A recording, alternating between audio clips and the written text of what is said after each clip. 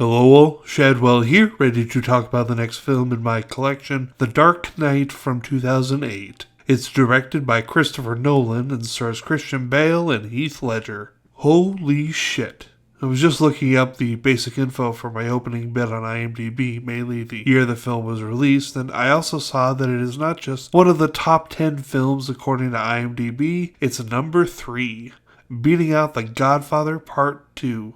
In fact, they have the top 5 films as the following. Number 5, 12 Angry Men from 1957, which we've already talked about. Number 4, The Godfather Part 2, which we've yet to talk about. Number 3, The Dark Knight, which we're about to talk about. Number 2, The Godfather, which kinda that we're going to talk about before we talk The Godfather Part 2. And number 1, The Shawshank Redemption, which we'll be talking about years from now when we get to my S section. Personally, I'd flip number 2 and number 4, but as far as The Dark Knight's place in that top 5, I don't think I'd change a thing. For reference for what I'm about to talk about, this review was written on the night of March 2nd, 2024. The Oscars this year are in 8 days on March 10th.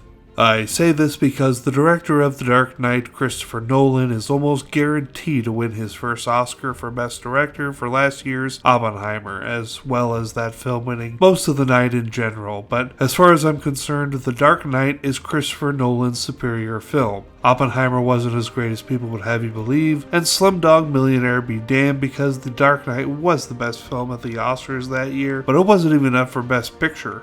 But enough about that. They fucked up and they're awarding Oppenheimer everything is in part an apology for overlooking The Dark Knight way back when, as far as I'm concerned.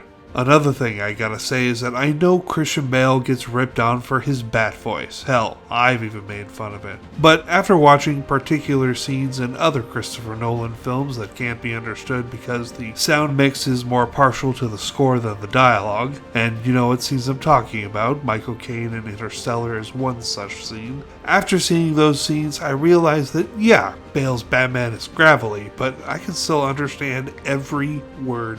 That has to count for something in a Nolan film. Also, speaking of sound, the score for this film is a masterpiece. Just sublime. Oh, and if you know, you know, but I find it hilarious that the actor who played Batman well is also playing the mayor of Gotham. Hilarious.